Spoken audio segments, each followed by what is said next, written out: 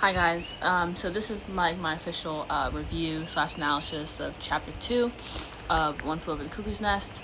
So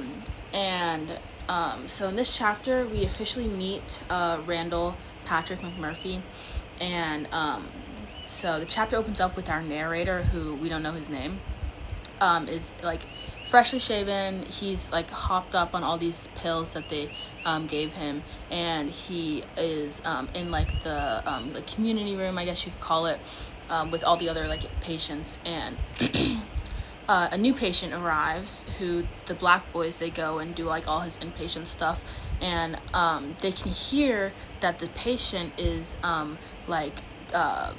arguing or going against what the black boys tell him to do. They want him to do like a thermometer test, like a pretty invasive one, and like take a shower and stuff like that.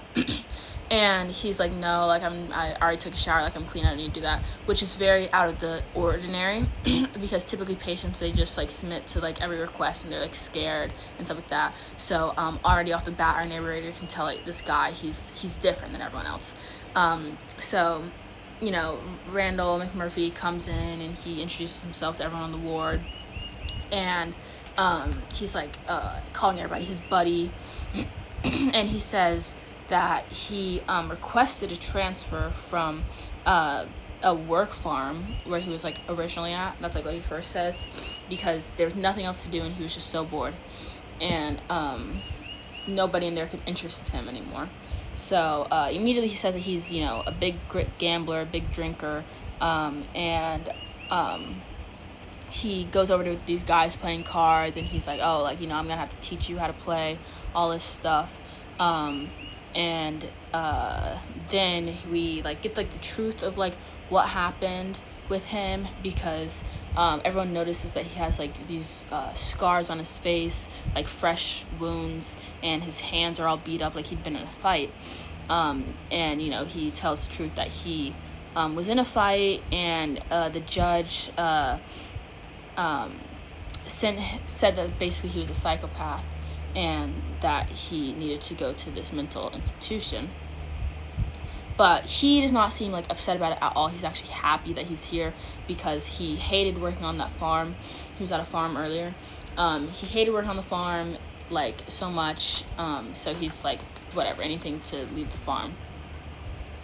And after he introduced himself, he goes over to this other guy and he starts gambling with him. I bet you $2 that you can't guess what I have in my hand, all this other stuff.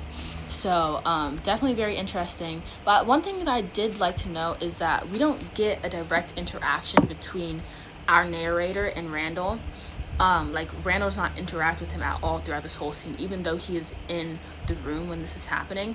McMurphy doesn't talk to him at all, or we don't see that interaction yet. So I am excited to see what their first interaction will be, and how their dynamic will go, because we can tell that the narrator is taken aback, but also captivated by McMurphy, because he's just so different than everyone else here.